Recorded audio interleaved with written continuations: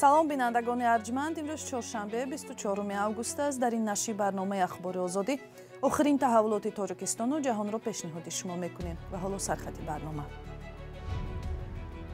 Президент Владимир Зеленский дар рӯзи ҷашни 31-солагии истиқлолияти Украина гуфт, кишвараш то охир бо Русия меҷангад. дар ниҳоят мо муттаҳид шудем. миллати нави рӯзи 24 феврал соати 4 бомдод ба дунё омад. аз нав ба дунё омад. қатли Нурулло Ҳувайдуллоев, прокурори генералии Тоҷикистон 30 соли пеш то охир нокушода боқӣ мемонад. 24 август дар танкӯчае дар Душанбе чӣ гузашт? зону зан гуфт, яъне ба зонушин узрхоҳ мо накарданд, аз поҳо парондан, ино ба таври автоматӣ афтоданд гӯё. як ҳафта пеш аз шурӯи таҳсил фурӯши сару либоси мактабӣ оғоз ёфт. то куҷо ҳар оила тавони таъмини сару тани фарзандони мактабхонашро дорад? як гудай муна 1000 попшамаш мега 1000 сомон 4000 сомон. ай куҷо чикор кунам баъд чихе бахонам мамо чӣ. Владимир Зеленский, раис ҷумҳурии Украина, имрӯз гуфт, кишвараш то охир ба зидди истилои Русия меҷангад ва қаламравҳои аз даст додаашро ҳам бозпас мегирад. Украина 31-умин солгарди истиқлоли хешро дар шароите таҷлил мекунад, ки аз замони ҷанг бо Русия ним сол пур шуд. Кай Марсиято гузориш медиҳад. президент Владимир Зеленский дар рӯзи таҷлили 31-солагии истиқлоли Украина ваъда дод, ки кишвараш то охир ба зидди истилои Русия меҷангад. استقلال اوکراین در آستانه پاشخوری اتحاد شوروی روز 24 آگوست سال 1991 اعلان شد و امروز از هجوم بی اساس روسیه به خاک اوکراین نیز رسان نیم سال گذشت. زلنسکی به این مناسبت گفت که در این 6 ماه آنها تاریخ و جهان و خودشان را دیگر کردند. در نهایت ما متحد شدیم. ملت نو روزی 24 فوریه ساعت 4 بامداد به دنیا آمد. از نو به دنیا آمد. ملتی که ناله و فریاد نکرد، هیچ کس نگریخت، تسلیم نشد و فراموش نکرد. ولادیمیر زلنسکی با مراجعت به روسیه گفت مهم نیست که شما چه نوع ارتشی دارید، برای ما خاک و بوم ما مهمتر است. ما تا آخر برای آن می جنگیم. جنگی که مورد نگرانی و تشویش تمام جهان شد، روز 24 فوریه از هجوم روسیه به خاک اوکراین آغاز یافت. حالا احتمال می رود که این جنگ دوامدار می شود. با اطلاع منبع‌های غربی، نیروهای روسی در قلمروهای شرق و جنوب اوکراین با آنچه که آن را عملیات نظامی می‌نامند پیشروی اندکی دارند.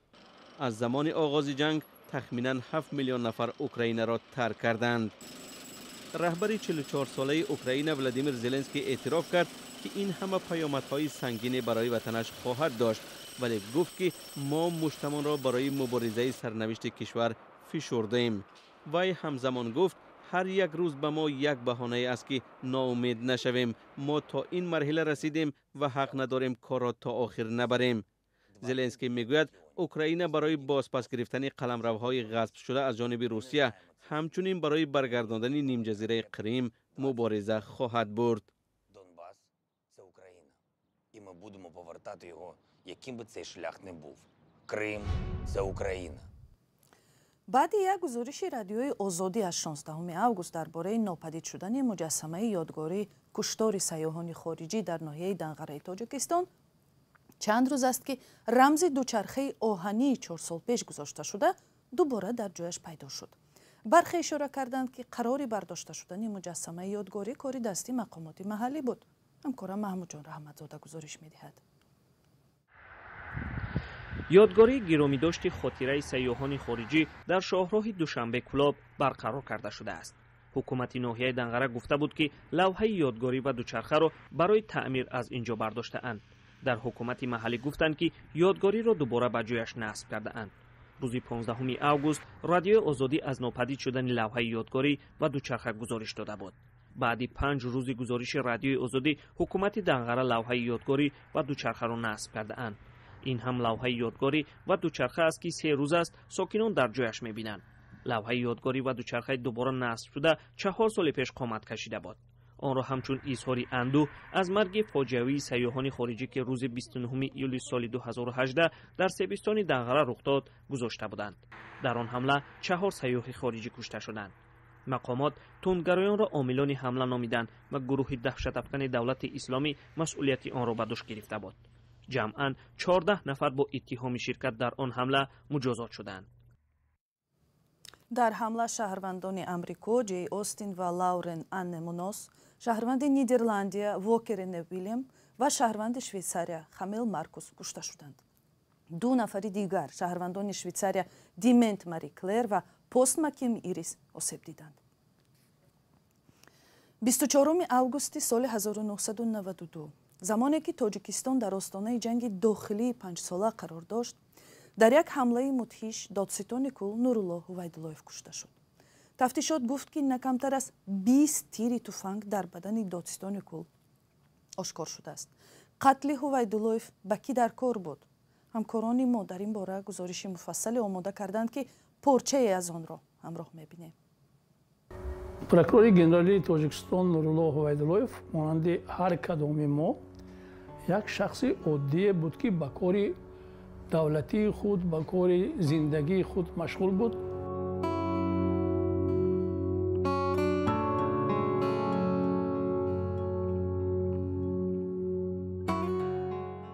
در سیرهای کوچه حاضره نورالله هویدولویف اما طرفی که بعد اون که کوچه پروکورور گنرالی جدا می شود یک کوچه به طرف بناهای حاضره خانه‌های اهل حکومت می رود، در همونجا یک باغچه بچه ها موجود بود که زنشان در همونجا کار میکردند و در ماشین چون همراهشان زنشان آمده بودند، زنشان فرو آمدند، اینا گوسه بازگشتنی شدند که یک ژگولی آمده ایستاد و راه بست و بعد زانو زن گفت، یعنی به زانوش این عذر خواب ما نکردند، از پاها پراندند، اینا به طور اتوماتیک افتادند گویا، بعد این کس و شفیارشان پراندند.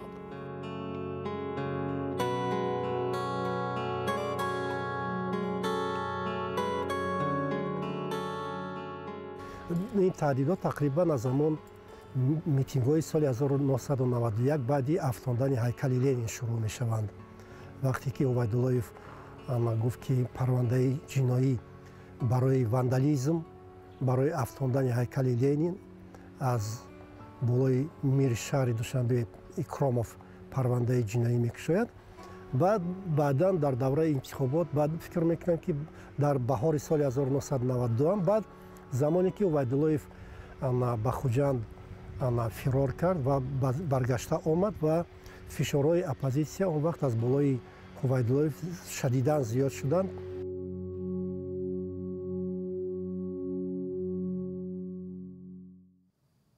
بینندگان عزیز، به زودی در وبسایت رادیوی آزادی و هم در صحیفه آزادی ویدیو در یوتیوب گزارش ویژه همکاران ما نشر می شود که در آن شاهدان جزئیات واقعه های 24 августи سال 1992 در دوشنبه را نقل می کنند.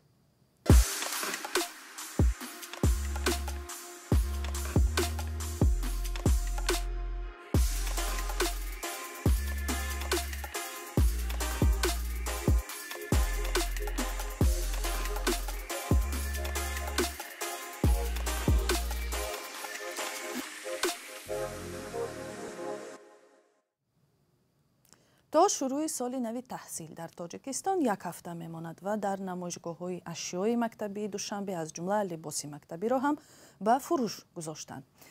15 سال پیش در کشور پوشیدن لباس مکتبی استحصال وطنی حتمی شد. مقامات گفتند هدف تأمین برابری در میان طبقه‌های گوناگون جامعه و دستگیری استحصال داخلی است. ولی والدان و شاگردان مکتب‌ها بیشتر از صفت لباس و حتمی بودن آن و نرخ آن شکایت دارند. گزارش سرناز روح‌الله و شهلای عبدالله در همین باره است. با نزدیک شدن سال نو تحصیل ярмаркаҳои либоси мактабӣ дар шаҳри душанбе серодам аст. волидон бештар ба намоишгоҳи либосҳои мактабӣ корхонаи насоҷии тоҷик меоянд ки муассисаҳои таълимии пойтахт бо он шартнома доранд. амон қаландаров ки 2 фарзанди мактабхон дорад, имсол ҳам муштарии ин корхона будааст. هم برای مکتبشو خوب است، هم نرخ دسترس، هم برای دستگیری کردن همین خیل کارخانه‌های وطنی فکر من بسیار یاری کلان میشود. ҳоло 98% хонандагони пойтахт либосҳои мактабиро аз корхонаи насоҷии тоҷик харидорӣ мекунанд. дар ин коргоҳ аз матои либоси мактабӣ истеҳсол мекунанд ки аз Туркия ворид мешавад. соли гузашта корхонаи мо зиёда 245 000 адад сари либоси мактабӣ духта тайёр намудем ва имсол дар 7 моҳа зиёда аз 105 000, агар хато накунам, зиёда аз 105 000 адад либосҳои мактабӣ духта тайёр намудем. ҳоло корхонаи насоҷии тоҷик ба ғайр аз душанбе бо чанд шаҳру ноҳияҳои тобеи марказ ва вилоят шартномаи дуҷониба дорад ва бар асоси он мактабҳоро бо либоси мактабӣ таъмин мекунад. хариди либоси мактабӣ ба фарқ аз шаҳру ноҳияҳо дар пойтахт тафовут дорад. бархе мактабҳои шаҳри душанбе либоси мактабиро аз ширкатҳои хусусӣ ҳам харидорӣ мекунанд.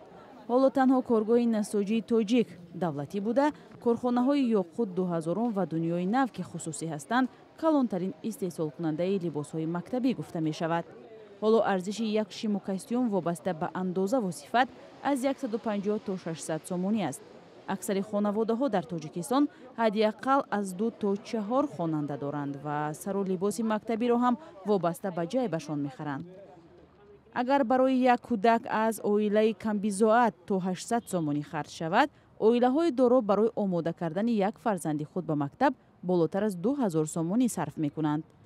ай не то нами як ай нами чорумиш як да мера нами як кӯдак нами 1000 попшамаш мега 1000 сомон 4000 сомон ай киҷо чикокина баъд чихе бахонум амочиора.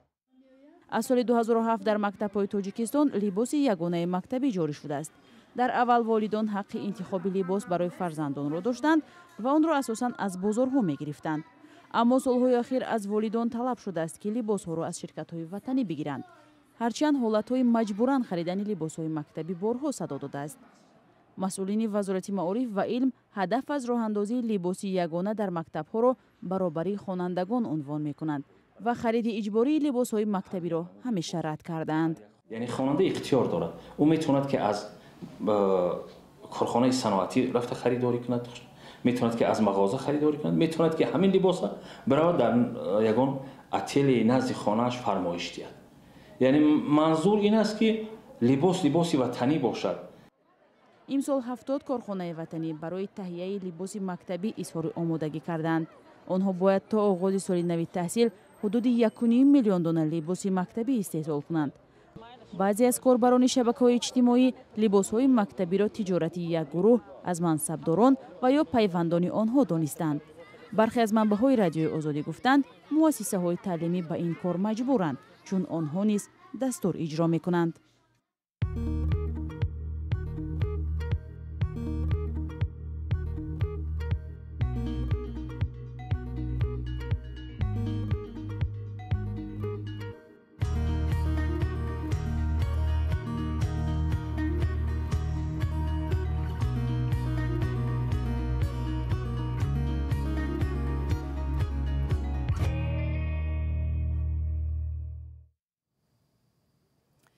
هجده روز بعد خودکشی مدهشه در ناحیه رشت جسد مهینه خالاحمد 23 ساله در 10 کیلومتری جای فلاکت در آبهای دریای سارباغ این ناحیه پیدا شد.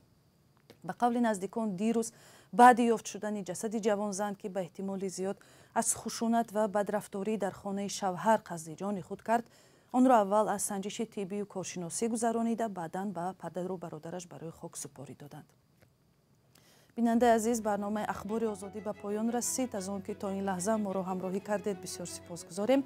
خبر و گزارش و ویدیوهای بیشتر در وبسایت azadi.org و صحیفه ما در فیسبوک و اینستاگرام.